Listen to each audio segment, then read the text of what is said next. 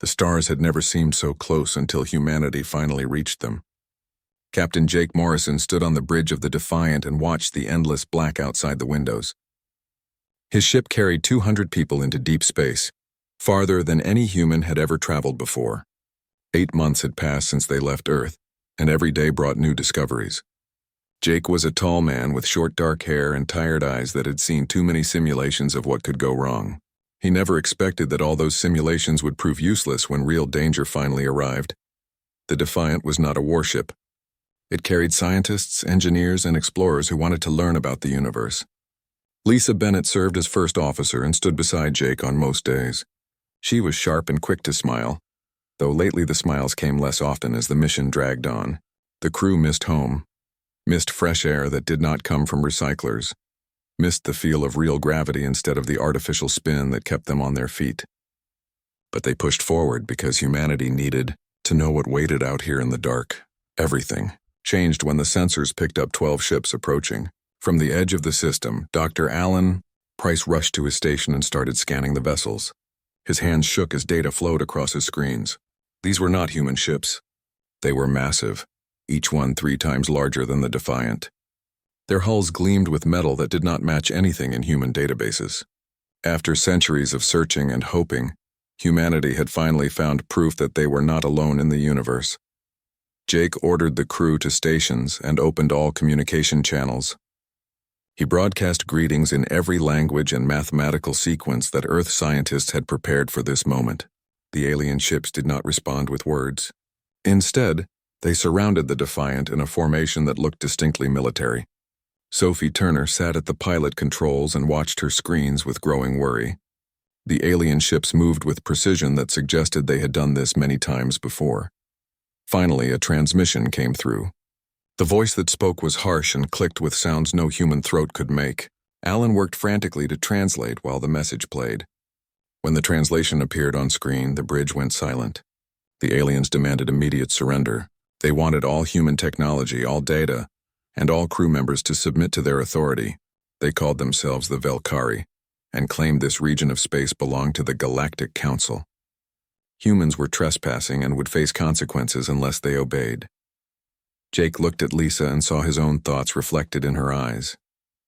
They had come in peace, had broken no laws they knew about, and had simply been exploring empty space. Now strangers with overwhelming force demanded they surrender everything, including their freedom. Jake opened the channel again and spoke calmly. He explained that humans meant no harm and requested peaceful dialogue to resolve any misunderstanding. He offered to share information about humanity and learn about the Council in return. His words were diplomatic and reasonable. The Velkari response was immediate and violent. Energy weapons struck the Defiant's shields with force that sent crew members stumbling. Alarms screamed across the ship as systems registered damage. Jake grabbed his chair to stay upright while Sophie's hands flew across her controls. The shields held but barely. The Velkari were not interested in conversation.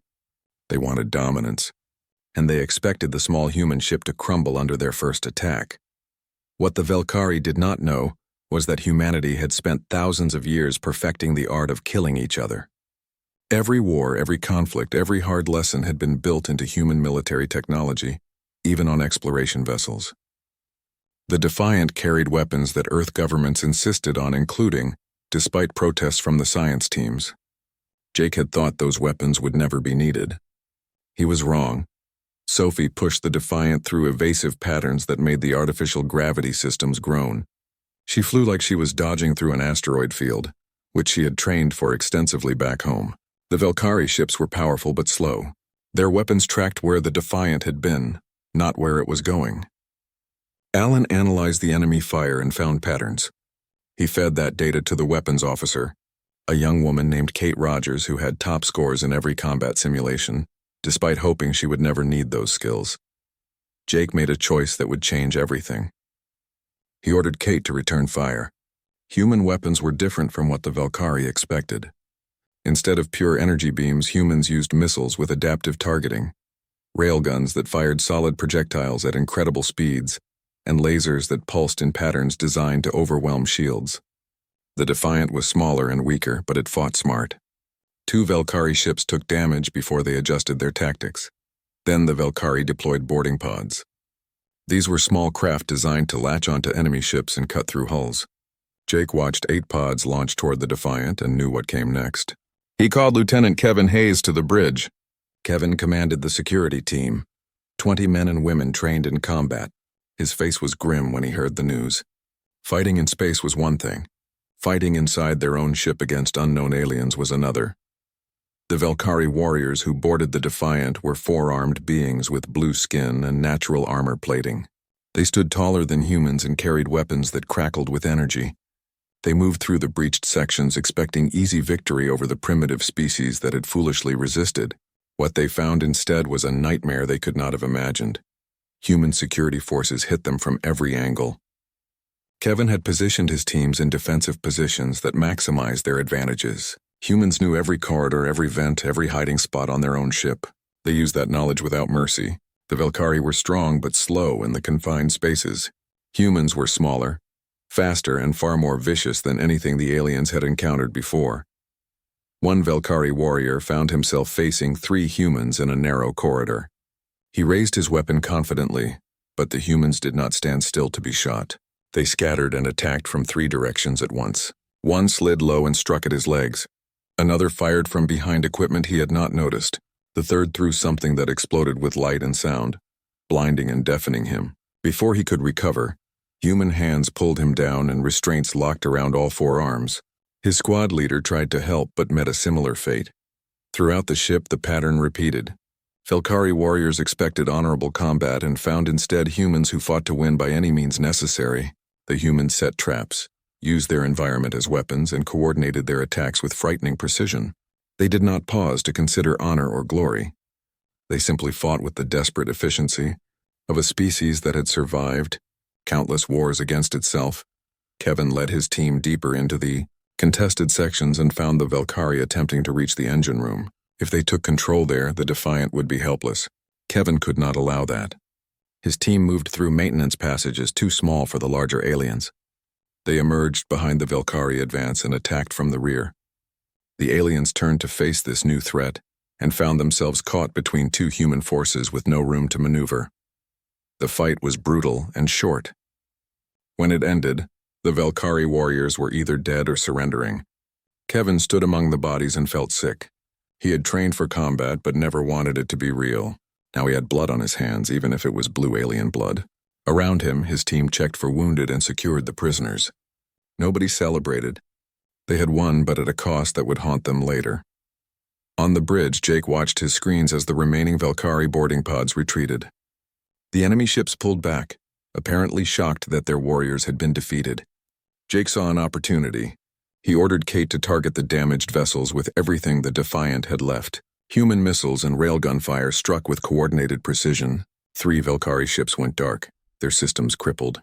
The others fled, jumping away to faster-than-light speeds that the Defiant could not match. Silence fell over the bridge as the last enemy ship disappeared. Lisa sat down heavily in her chair and let out a breath she had been holding. Sophie's hands trembled on her controls now that the crisis had passed. Alan stared at his screens with wide eyes, unable to process what had just happened. Kate sat at her weapons station with tears running down her face, crying for reasons she could not explain. Jake stood and addressed his crew over the ship-wide communication system. He told them they had survived first contact with an alien species. He told them they had defended themselves and their ship with courage and skill. He told them that 14 crew members had died during the boarding action, and many more were wounded. He told them they were going home to warn Earth that humanity was not alone in the universe, and that the neighbors were hostile. The Defiant began its long journey back to Earth, carrying wounded crew, prisoners, and the bodies of the dead. Jake spent his nights staring at the stars and wondering what he had unleashed. The Velkari had sent a message before fleeing, a transmission that Alan eventually translated. It was a warning to the Galactic Council ABO, a dangerous new species that fought like demons and knew no fear. It was a request for war. The message from the Defiant reached Earth using the experimental quantum communication system that Dr. Alan Price had activated during the battle. The transmission was brief but clear. Humanity had made first contact with aliens, and those aliens had attacked without provocation. Earth's government received the news in stunned silence before the reality set in. Humanity was not alone in the universe, and the neighbors wanted them dead or subjugated. Admiral Frank Carter had seen enough war in his lifetime. He was a gray-haired man with hard eyes and a straight back despite his 60 years. He had commanded naval forces during the last major Earth conflict and thought his fighting days were over. Now he stood before the emergency session of the Global Parliament and delivered an assessment that chilled everyone present. An alien empire spanning the galaxy had declared humanity a threat. They possessed technology far beyond Earth's capabilities and would likely send a fleet to enforce their demands. Earth had weeks or maybe months to prepare for an invasion. President Nicole Hayes listened to Carter's briefing and felt the weight of her office pressing down on her.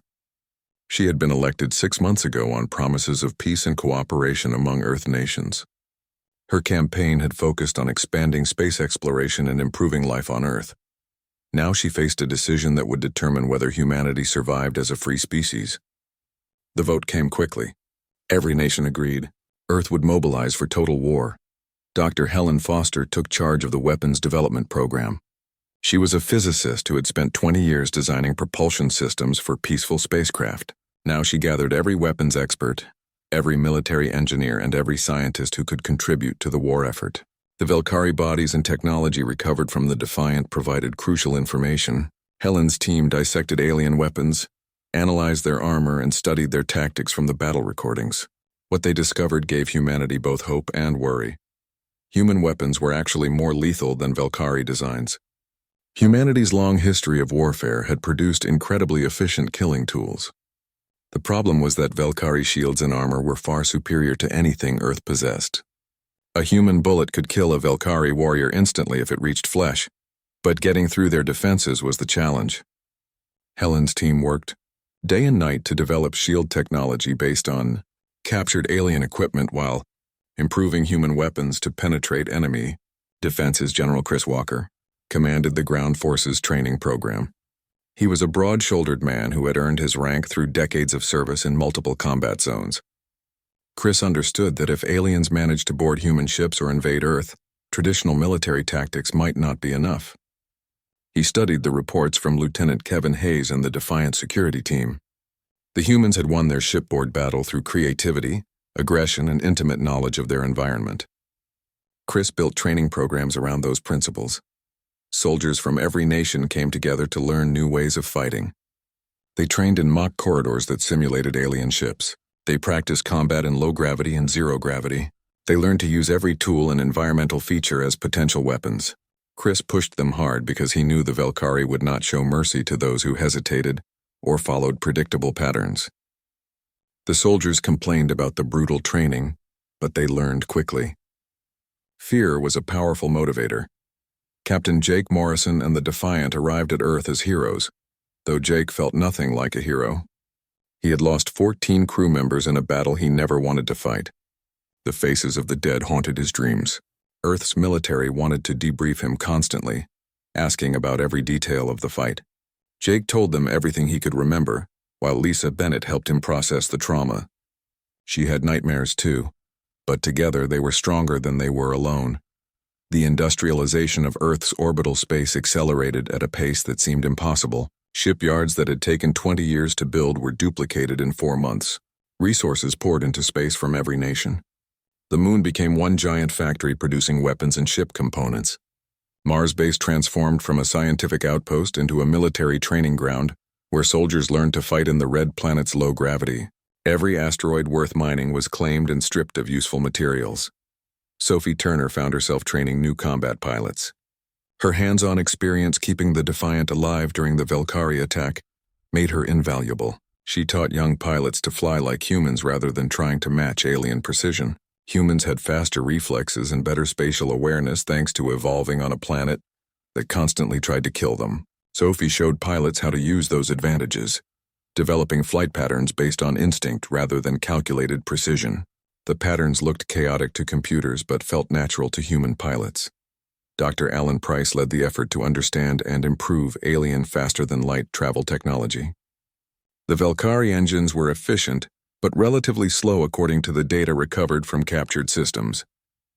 Alan's team discovered that human computational methods could optimize the alien drives in ways the Velkari had never considered. Humans were used to squeezing every bit of performance from limited resources. Within 8 months, human ships could match Velkari speeds. 4 months after that, they exceeded them. The ability to move faster than the enemy would prove crucial in the coming war. But the real breakthrough came from an unexpected source. Dr. Karen Lewis was a biologist who specialized in studying life in extreme environments. She examined the Velkari bodies recovered from the Defiant and made a discovery that changed everything. The Velkari, like most species in the galaxy apparently, had evolved on worlds with lower gravity and less atmospheric pressure than Earth. Their bodies were adapted to gentler environments. They were physically weaker than humans, their bones more fragile, their muscles less dense. Karen presented her findings to the military leadership with growing excitement. Earth was what xenobiologists called a death world.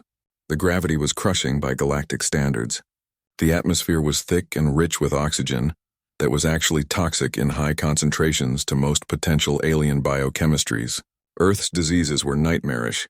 Its predators were terrifying. Its weather systems were violent. Humanity had evolved in an environment that would kill most alien species within days. That made humans stronger, tougher, and more adaptable than the galaxy was prepared for. The implications spread through Earth's military like wildfire. Human soldiers could wear heavier armor because they were used to Earth's gravity. They could endure injuries that would incapacitate aliens. Their immune systems could fight off alien diseases while human diseases might devastate alien populations. Even human psychology was shaped by living on a world that offered constant threats. Humans were used to being afraid and fighting anyway. Most alien species had never known such an environment. Admiral Carter stood on the bridge of humanity's new flagship, the Liberty. The ship was massive, built from combined Earth resources and incorporating both human and captured alien technology. Around it, 99 other warships waited in formation. Each vessel carried a crew of humans who understood they were heading into the unknown. They might not survive. Many probably would not survive. But they would fight because the alternative was extinction or slavery. The ships represented humanity's desperate gamble. Earth had poured everything into this fleet. If it failed, Earth would be defenseless when the Galactic Council arrived. But if it succeeded, humanity might buy time to build more defenses and prove that attacking Earth came with an unacceptable cost. The fleet's mission was simple: meet the Council forces away from Earth and defeat them so decisively that the aliens would think twice about continuing the war. Meanwhile, intelligence reports suggested the Galactic Council had assembled a war fleet of 500 ships. The force was already traveling toward Earth, confident in their overwhelming numerical superiority. The Council expected to find a frightened primitive world begging for mercy. They anticipated an easy conquest that would serve as an example to other species about the futility of resisting Council authority. They had no idea what was actually waiting for them. Jake Morrison commanded a destroyer squadron now, promoted due to his combat experience. He trained his crews relentlessly, sharing every lesson learned from the first battle. Lisa Bennett commanded her own ship, a cruiser named the Valiant. Kevin Hayes led the Marines aboard the Liberty, ready to board enemy vessels if the opportunity arose. Sophie Turner commanded a fighter squadron that would screen the human fleet. Dr. Price served as the fleet's chief science officer, developing electronic warfare systems based on human hacking techniques. Everyone who had survived the first contact now prepared for a much larger battle. The human fleet completed its preparations and moved out to intercept the Council forces. They chose the area near Jupiter's moon Europa as their battleground.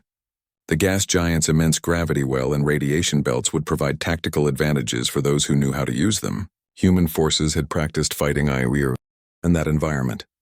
The Council fleet would be encountering it for the first time. Every advantage mattered when facing such overwhelming numbers. Earth held its breath and waited for news. Billions of people watched their screens and prayed to whatever gods they believed in. Families said goodbye to loved ones serving in the fleet, not knowing if they would ever see them again. Children asked questions that parents could not answer. Would the aliens come? Would humanity survive? What would happen to Earth if the fleet failed? Nobody had good answers, only hope and determination. Admiral Carter reviewed the battle plans one final time and allowed himself a moment of doubt. He was sending thousands of people into combat against an enemy that outnumbered them 5-1. Many would die. Some ships would be destroyed. But humanity had no choice. The Council had started this war with their unprovoked attack on the Defiant. Now Earth would finish it one way or another. Carter closed his eyes and thought about his grandchildren back on Earth. They deserved to grow up free. That was worth any sacrifice. The Galactic Council war fleet dropped out of faster-than-light travel at the edge of Earth's solar system, exactly where their calculations predicted they would arrive. 500 warships materialized in the black, their hulls gleaming with the confidence of an empire that had never known defeat. High Commander Theron led the fleet from his massive flagship. He was a Zalkiri, an insectoid species that stood 8 feet tall with 4 arms and natural armor plating that shimmered like polished metal. His species had conquered 20 worlds over the centuries, and Theron had personally commanded forces in half of those campaigns. This mission would be simple compared to his previous victories. Theron broadcast the standard surrender demand on all frequencies. He expected the primitive humans to respond with pleas for mercy or perhaps defiant but ultimately meaningless threats. Instead, he received a cold, measured response from someone called Admiral Frank Carter. The human rejected the Council's authority entirely and demanded that the invaders leave immediately or be destroyed. Theron's mandibles clicked together in what his species considered laughter. These primitives actually thought they could threaten a fleet 5 times their size with technology centuries more advanced. The arrogance would be amusing if it were not so pathetic. The Council fleet moved forward in standard formation toward the inner solar system. Their sensors detected the human fleet near Jupiter, clustered around one of the gas giant's moons. Theron examined the tactical display and felt satisfaction. The humans had chosen to make their stand far from their homeworld, which meant Earth would be defenseless once this minor obstacle was cleared. He ordered his fleet to maintain formation and advance at moderate speed. There was no need to rush. The outcome was already decided. What Theron did not know was that humanity had spent every moment since the first attack studying Velkari tactics and preparing for this exact scenario. The human fleet was not clustered around Europa by accident. They had chosen that location with careful calculation, using every advantage their home system could provide. Admiral Carter stood on the bridge of the Liberty and watched the enemy approach. His expression revealed nothing, but inside he felt the familiar cold focus that came before combat. He had been here before during Earth's wars, watching a superior enemy advance while preparing to spring a trap. The ambush began when the Council fleet reached the predetermined coordinates. Human ships that had been hiding in Jupiter's massive radiation belts suddenly powered up their engines and burst forth. More vessels appeared from behind Europa and Jupiter's other moons, having used the satellites as cover from enemy sensors. Ships that had been drifting with all systems powered down in the asteroid field suddenly came to life. Within seconds, the Council fleet found itself surrounded by human forces that seemed to materialize from nowhere. Carter gave the order to engage. Human ships moved in patterns that should have been impossible. They accelerated and turned with brutal force that would have injured or killed most alien crews. But humans had evolved in Earth's heavy gravity and could withstand forces that would crush beings from lighter worlds. The pilots pushed their vessels to limits that made their hulls groan, and the crews endured because they had trained specifically for this kind of punishment. Captain Jake Morrison commanded his destroyer squadron on the fleet's left flank. His orders were to target the Council's supply ships and support vessels. The strategy was simple: cripple the enemy's ability to sustain combat operations and force them to either retreat or fight without reserves. Jake's ships darted through the enemy formation like wolves among sheep, their weapons firing in carefully coordinated patterns. Human missiles used erratic flight paths that the alien targeting computers could not predict. Railgun projectiles struck with devastating force, punching through shields that were designed to stop energy weapons but not solid matter, moving at incredible speeds. Lieutenant Kevin Hayes and his Marines prepared to board enemy vessels. The Liberty carried special boarding craft designed for rapid insertion into hostile ships. When a Council cruiser took critical damage and its shields flickered, Kevin's team launched. The boarding craft attached to the alien hull and cut through with tools adapted from captured Velkari technology. The Marines poured into the enemy ship and moved through its corridors with practiced violence. The alien crew tried to resist but found themselves facing opponents who fought without hesitation or mercy. Sophie Turner led her fighter squadron against the Council's command ships. Her mission was to cause chaos in the enemy's leadership structure and disrupt their ability to coordinate. Her fighters were small and fast, using the same unpredictable flight patterns that had kept the Defiant alive during the first battle. She wove through enemy fire with reflexes honed by a lifetime on Earth, where quick reactions meant survival. Her missiles targeted communication arrays and sensor systems, blinding and deafening the massive warships that depended on sophisticated electronics to function. Dr. Alan Price coordinated the electronic warfare assault from the Liberty. Human hackers had spent months studying captured Velkari systems and developing viruses and intrusion programs based on centuries of Earth's cyber conflicts. The Council ships used standardized systems that prioritized efficiency over security because they had never faced an enemy that attacked through computer networks. Within the first hour of battle, human cyber attacks had penetrated over 100 enemy vessels. Targeting systems failed, navigation went offline, and internal communications collapsed. Ships designed to work as a coordinated fleet suddenly found themselves isolated and confused. High Commander Theron watched his tactical display with growing horror. The battle was not proceeding according to any simulation or historical precedent. His ships were being destroyed faster than they could respond. The humans fought without following any civilized rules of engagement. They used the environment as a weapon, driving Council ships into Jupiter's radiation belts where the intense energy played havoc with delicate alien systems. They rammed vessels when their weapons were depleted.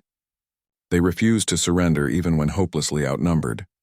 They seemed to welcome death as much as victory. The battle raged for 6 hours of continuous combat. Human losses mounted steadily. 12 ships were destroyed completely, and 30 more took critical damage. But the Council fleet was being systematically dismantled.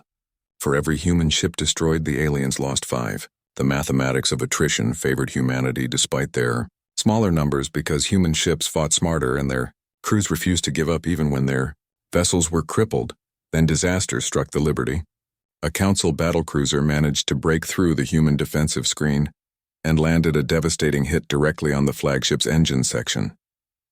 The massive explosion tore away a quarter of the ship's hull and crippled its propulsion systems. The Liberty began drifting, unable to maneuver and vulnerable to enemy fire. Admiral Carter assessed the damage and made a decision that would become legendary in both human and alien histories. He ordered all weapons to continue firing and instructed the engineering team to overload the ship's reactor. High Commander Theron saw the crippled flagship and recognized an opportunity. If he could destroy the human command ship, their coordination would collapse and the battle might still be won. He ordered his own flagship to close in for the kill, bringing 8 escort vessels with him. It was exactly what Carter had hoped for. The Liberty's crew had 7 minutes to evacuate before the reactor went critical. Carter made sure every person who could reach an escape pod did so, though he knew some sections of the ship were too damaged for evacuation. The Liberty's reactor reached critical mass just as Theron's flagship moved into close range. The explosion was enormous, a miniature sun that erupted in the black between worlds. Carter and most of his crew made it to the escape pods and jettisoned just seconds before the detonation. 200 humans did not make it out in time, but the sacrifice accomplished its purpose. Theron's flagship was destroyed instantly, along with its 8 escorts, and 4 other Council vessels that had been too close to escaped the blast radius, with their supreme commander dead and their fleet in chaos. The Council left. Forces broke. Ship captains made independent decisions to retreat, rather than continue fighting an enemy that seemed to prefer mutual destruction over defeat. 314 Council ships had entered Earth's solar system full of confidence. 147 limped away with severe damage and broken crews. Not a single Council soldier had successfully set foot on a human world or captured a human vessel intact. Captain Lisa Bennett aboard the Valiant coordinated the pursuit of fleeing enemy ships. She wanted to destroy every vessel that retreated, but new orders came from the surviving human command structure. Let them go. Let them carry their stories back to the Council. Let every species in the galaxy hear about what happened when they attacked humanity. Fear would be as valuable a weapon as any missile or railgun. The human fleet regrouped near Europa and began rescue operations. Thousands of crew members floated in space inside escape pods or damaged ship sections. Medical teams worked frantically to save the wounded. Jake Morrison supervised the recovery of survivors from his squadron and felt the familiar numbness that came after combat. 3 of his 5 ships had survived, but every vessel carried dead crew members who would never see Earth again. General Chris Walker received the battle reports from his command post on Mars. The plan now moved to its second phase. The Council had brought war to humanity's doorstep and been defeated. Now humanity would carry the war to them. Captured star charts showed the locations of Council bases and member worlds. Intelligence gathered from prisoners revealed which species had voted for the war and which had opposed it. Earth's forces would strike at the Council's nearest military installations and make it clear that attacking humans came with consequences that extended far beyond a single battle. The survivors of the Council fleet carried their tales of terror back to their homeworlds. They spoke of humans who fought like demons possessed, who laughed at death, who turned their own ships into weapons when nothing else remained. They described vessels that moved in ways that should have killed their crews, and weapons that ignored accepted standards of warfare. They told stories of boarding parties that swept through alien ships like unstoppable nightmares. The Galactic Council had started this war expecting an easy conquest. What they received instead was a lesson in why some species should never be provoked. 3 months after the Battle of Europa, the Galactic Council convened an emergency session on their capital world of Nexus Prime. Representatives from 80 different species gathered in the massive chamber that had been built to celebrate unity and cooperation among the stars. Today, however, the chamber filled with fear and angry voices demanding answers. How had a single primitive species defeated their finest military fleet? How had humanity killed High Commander Theron and destroyed over half of the ships sent to subdue them? What would humanity do next? Ambassador Kelrick of the Thanner species stood before the assembly and used his telepathic abilities to project images directly into the minds of every representative present. The Thanner were peaceful beings who resembled tall, slender humanoids with pale skin and large eyes. They had helped found the Council thousands of years ago and preferred diplomacy to violence.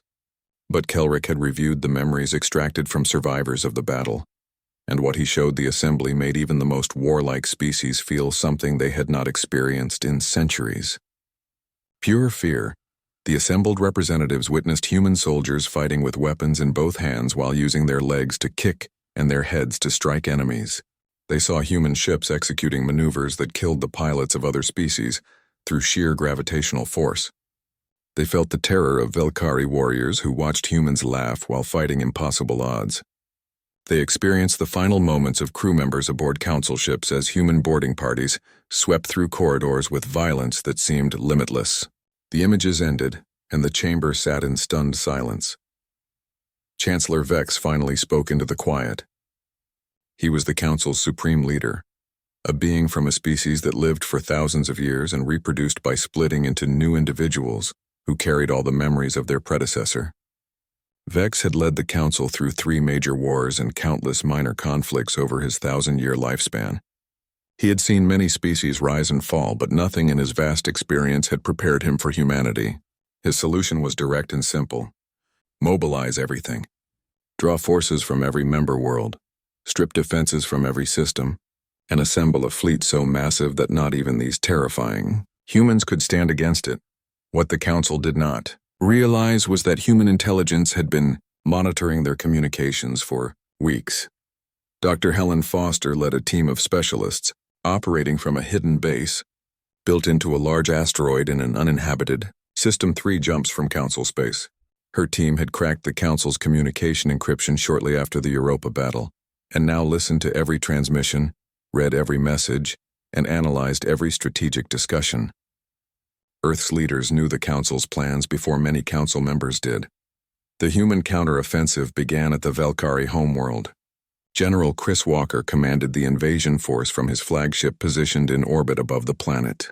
His fleet consisted of 40 warships and carried 15,000 Marines in specialized landing craft. The Velkari had prepared their defenses, expecting humanity to target their military installations in orbit. Instead, human forces struck at infrastructure on the surface.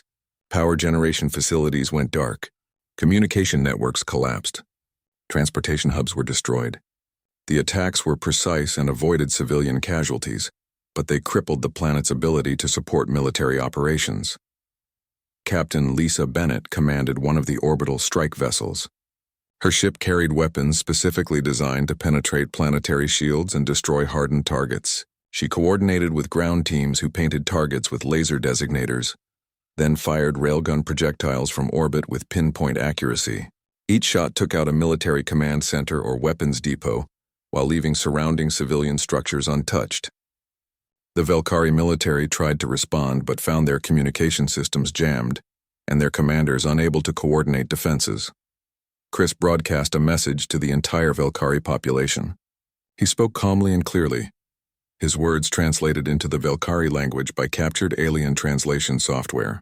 Humanity did not want to harm Velkari civilians. Humanity wanted justice for the unprovoked attack on the Defiant.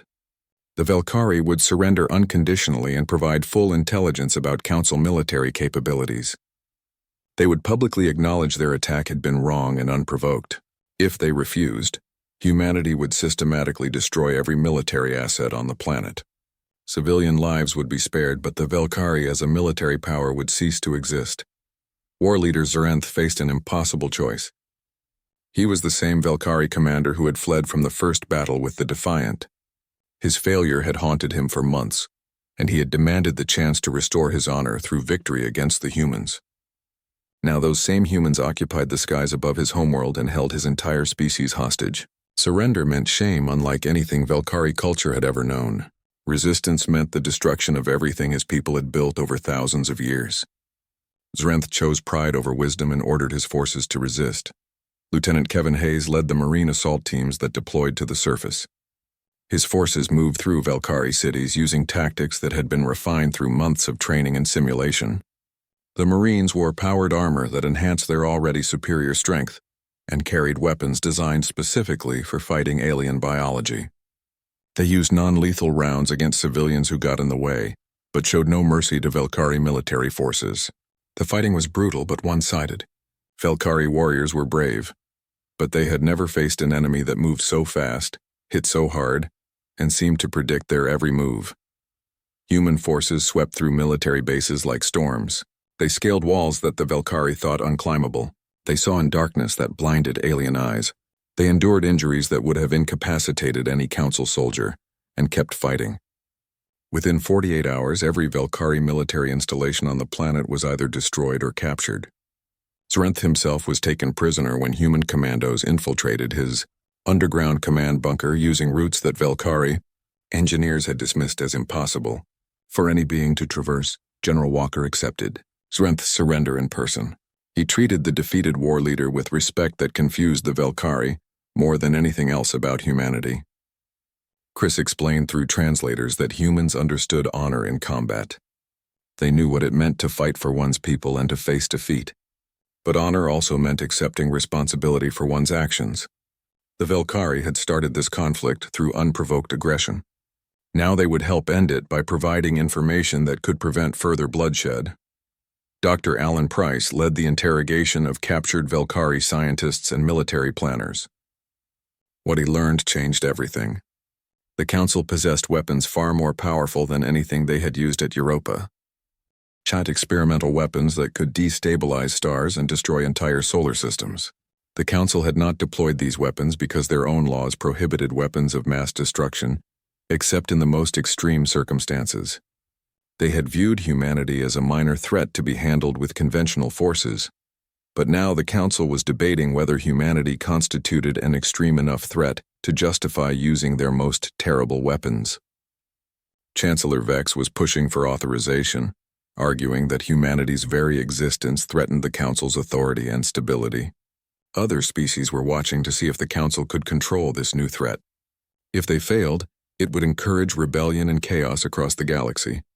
The vote was scheduled in 2 weeks. If it passed, Earth and all human colonies would be targeted for complete destruction. Sophie Turner received her new orders with a mixture of excitement and terror.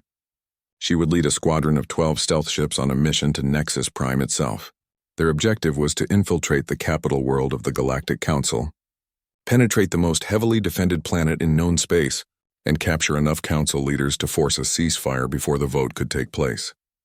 It was insane to the point of impossibility, which meant it was exactly the kind of mission that human forces had proven they could accomplish. The stealth ships used technology adapted from both human and captured alien systems. They could fool most sensors and slip past orbital defenses if flown with perfect precision. Sophie and her pilots trained for 2 weeks, memorizing approach vectors and timing their movements to coincide with gaps in the defense grid. Kevin Hayes would lead the ground team once they reached the surface. His commandos numbered only 24, but they had trained for this specific mission until they could execute it blindfolded. The journey to Nexus Prime took 8 days at maximum speed. Sophie's squadron approached the capital world using a commercial shipping lane, hiding among the constant traffic of freighters and passenger vessels. The Council's sensors swept past them multiple times, but the stealth systems held. They reached orbital insertion, altitude, and deployed their assault craft under cover of a scheduled meteor shower that provided sensor interference. Kevin's team hit the surface in 6 different locations around the capital city. They moved through the streets wearing clothing stolen from various alien species, blending into the diverse population that made Nexus Prime a true melting pot of galactic civilization. The commandos spoke multiple alien languages thanks to months of study, and used forged identification that human intelligence had crafted from captured Council databases. They looked alien enough in their disguises that most citizens ignored them. Chancellor Vex's private residence sat in the most secure district of the capital. It was protected by multiple layers of security, including armed guards, sensor grids, and automated defense systems. Kevin's team studied the security for 3 hours before making their move. They used electronic warfare to blind sensors, social engineering to bypass checkpoints, and when necessary, direct violence to eliminate guards. Within 20 minutes, they stood in Vex's private chambers facing the ancient leader of the Galactic Council. Vex had survived assassination attempts and coups during his long life. He remained calm even with human weapons pointed at him. Kevin explained the situation clearly. Humanity wanted peace but would accept continued war if necessary. Chancellor Vex and 6 other senior council members would come with the humans as insurance against further attacks. They would be treated well and released unharmed once negotiations began. Resistance would be met with force, but cooperation would be rewarded with dignity. Vex considered his options and chose wisdom over pride. He came peacefully. The escape from Nexus Prime became a legend told on both human and alien worlds for generations. Sophie's squadron evaded planetary defenses, jumped to faster than light speed with seconds to spare, and delivered their prisoners to a neutral location where President Nicole Hayes waited to address the galaxy. The message Nicole broadcast shocked every species in known space. Humanity had struck at the heart of the Council's power, proven they could reach anyone anywhere, and done it without killing a single civilian. The humans wanted peace, but clearly possessed the ability to wage war on terms that terrified even the mighty Council.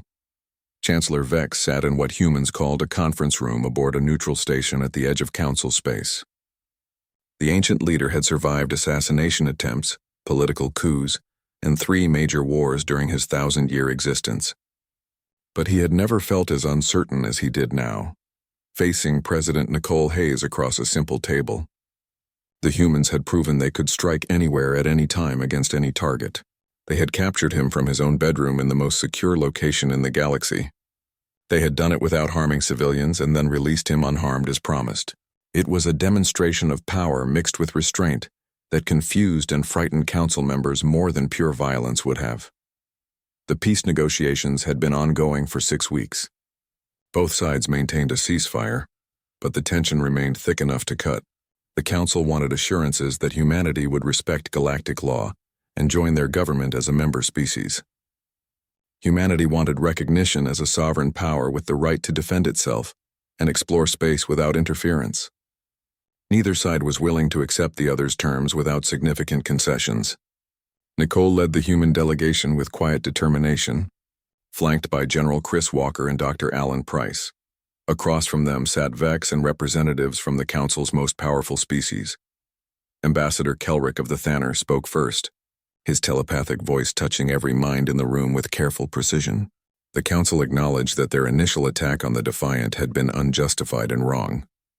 The Velkari had acted without proper authorization, treating first contact as a military engagement rather than a diplomatic opportunity. For this mistake, The council offered formal apologies and substantial reparations to the families of humans who died in that first battle. Kelrick's mental voice carried genuine regret, and the humans felt his sincerity through the telepathic connection. But Kelrick continued with concerns that could not be ignored. Humanity's military capabilities were unlike anything in known space. Their willingness to sacrifice themselves in battle bordered on behavior that most species considered insane. Their weapons were designed with a lethality that suggested a species that had spent its entire existence perfecting the art of killing. How could the Council trust that humans would not become conquerors themselves once they grew strong enough? What would stop humanity from doing to other species what the Council had tried to do to them? Dr. Helen Foster responded with a presentation that had taken weeks to prepare. She showed the Council representatives the complete history of humanity displayed through images, videos, and data that left nothing hidden. The wars that had killed millions, the genocides that had nearly destroyed entire populations, the nuclear weapons that had brought humanity to the edge of extinction, the environmental destruction that had almost made Earth uninhabitable. But she also showed the art, the music, the philosophy, and the gradual painful progress toward peace that humanity had achieved over thousands of years. Helen explained that humans were not violent because they enjoyed destruction. They were survivors of a death world that had forced them to be strong or die. Earth's heavy gravity had made them physically powerful. Its diseases had forged immune systems that could resist almost anything. Its predators had taught them to be clever and adaptable. Its long history of warfare had taught them every lesson about combat that could be learned. But that same history had also taught them the value of peace and the terrible cost of war. Captain Jake Morrison spoke next, invited to share his perspective as the human who had experienced first contact. He described standing on the bridge of the Defiant when the Velkari ships appeared. He talked about the hope he had felt at finally meeting other intelligent life. He remembered the exact moment when that hope turned to horror, as alien weapons tore into his ship without warning or explanation. He spoke about the 14 crew members who died that day, and how their faces haunted his dreams. His voice cracked with emotion as he explained how he had been forced to order his people to kill beings they had hoped to befriend. But Jake also talked about the Velkari warriors he had faced. He described their courage in battle and their dedication to their people. He spoke about war leader Zrenth, and how the Velkari commander had chosen to surrender rather than see his homeworld destroyed. Jake explained that he held no hatred for the Velkari or any council species. They had been following orders and doing what they thought was right. The real problem was a system that assumed any unknown species must be conquered or controlled, rather than approached with open minds and peaceful intentions. Lieutenant Kevin Hayes spoke last from the human side. His testimony shocked everyone in the room more than anything else that had been said. Kevin admitted that he had nightmares about the aliens he had killed. He described the faces of Velkari warriors he had fought hand-to-hand aboard the Defiant. He talked about the terror he saw in their eyes as they realized they were dying. He explained that every human soldier carried psychological scars from violence, that humanity did not celebrate killing, that their warriors suffered from trauma that required years of treatment and support. Kevin's voice shook as he told the council that he wished the first battle had never happened. He wished the Velkari had talked instead of shooting. He wished he could take back every life he had taken, even though he knew those kills had been necessary to protect his crew. His pain was visible and genuine. Here was a soldier who had been devastatingly effective in combat, yet who clearly hated the necessity of violence. It was completely unlike the proud warrior cultures that dominated council military forces, where soldiers celebrated their victories and sought glory in battle. The testimony created a long silence in the conference room. Chancellor Vex had led the council for centuries and thought he understood all the species in the galaxy. But humans were different in ways that challenged everything he believed he knew. They were capable of extreme violence but suffered from using it. They could fight with terrifying effectiveness but preferred peace. They could kill without hesitation when necessary, but mourned every death, including their enemies. It was a contradiction that made sense only when viewed through the lens of their unique history. Vex made a decision that would reshape galactic politics for generations. He proposed a new framework that recognized humanity as a fully sovereign species with all rights to self-defense and territorial expansion. Humans would not be required to join the council as subjects. Instead, they would be recognized as independent allies. In exchange, humanity would share their tactical and strategic knowledge to help the Council defend against threats that their civilized warfare had proven ineffective against. Because Vex now admitted what few Council members wanted to acknowledge, the galaxy was not as safe as they pretended. The truth was that the Council faced dangers from unexplored space. There were species out there that did not follow civilized rules. Pirates who raided colony worlds, slavers who captured entire populations, ancient threats that Council forces had tried to fight and failed against. The Council's military doctrine worked well against other civilized species who followed the same rules. But against enemies who fought like humans with desperation and creativity, and willingness to sacrifice everything for victory, the Council had no effective response. They needed allies who understood that kind of warfare because they had perfected it. President Nicole Hayes considered the proposal carefully. She consulted with her advisors and with the families of those who had died in the war. The debate on Earth lasted for weeks as humanity wrestled with the question of whether they wanted to be the galaxy's soldiers. Some argued that helping the Council would lead to endless conflicts. Others believed that refusing would leave humanity isolated and vulnerable. Eventually, Nicole made her decision. Humanity would accept the proposal, but with strict conditions. Humans would serve as military advisors and allies, not as mercenaries or attack dogs. Earth and all human colonies would remain completely independent, with no Council oversight or interference. Humans would be free to explore and settle any unclaimed worlds they chose. Most importantly, the Council would establish new first contact protocols to ensure no other species suffered what humanity had endured. Every new species would be approached with diplomacy and respect, unless they proved themselves hostile. Beyond any doubt, the Treaty of New Horizons was signed, on a neutral station exactly 1 year after the Defiant's first encounter with the Velkari. Representatives from every Council species attended along with human delegates from Earth and the new colonies. Sophie Turner flew her ship in the ceremonial honor guard, thinking about how much had changed in such a short time. Kevin Hayes stood among the human honor guard, wearing a uniform decorated with medals that felt heavy with the weight of what they represented. General Chris Walker became humanity's first ambassador general to the Council, a position created specifically to bridge the gap between human and alien thinking. Dr. Helen Foster took command of the military advisory program, where she would teach Council forces the lessons humanity had learned through centuries of warfare. Dr. Alan Price established the Joint Research Initiative, where human and alien scientists would work together to advance technology for the benefit of all species. On Earth, billions of people celebrated the peace while mourning those who had died to achieve it. Families visited memorials dedicated to the fallen. Veterans gathered to remember friends who would never come home. Admiral Frank Carter had died at Europa, but his sacrifice had bought humanity the time needed to prove their worth. His name joined thousands of others on the wall of remembrance that would stand forever as a reminder of the price of survival. War leaders Renth watched the treaty signing from the Velkari homeworld with emotions he could not fully process. His species had started this conflict through arrogance and paid terribly for that mistake. Velkari military power had been shattered. Their reputation as warriors had been destroyed. But in defeat, they had learned something that centuries of victory had never taught them. The humans who had defeated them so completely had also helped rebuild their infrastructure, shared medical technology, and treated them with respect rather than cruelty. Perhaps there was more to strength than the ability to dominate others.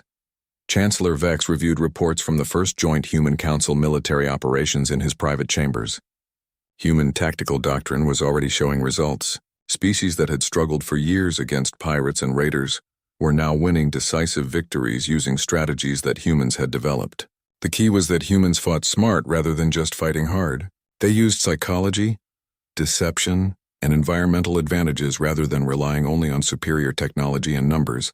Council forces were learning to think like humans, and it was making them far more effective. But Vex also worried about the future. Humanity was still young and still learning their place in the larger galaxy. Their potential for both good and terrible harm was immense. The Council had started their relationship through violence, and while peace had been achieved, real trust would take generations to build. Vex had made the right choice in ending the war, But whether it would lead to lasting cooperation or eventual conflict remained uncertain. Only time would tell if humanity would be the galaxy's greatest allies or its most dangerous enemy. President Nicole Hayes gave her final speech on the Treaty from Earth, transmitted to every human settlement and every council world. She spoke of hope for the future and cooperation between species. She acknowledged the challenges ahead and promised that humanity would work to be good neighbors. But she also reminded everyone, human and alien alike, that humanity would never again be caught unprepared. The fleet would remain strong. The soldiers would stay trained. The weapons would be ready. Because humanity had learned the hardest lesson the galaxy could teach. Peace was precious but fragile, and those who could not defend themselves would always be at the mercy of those who could.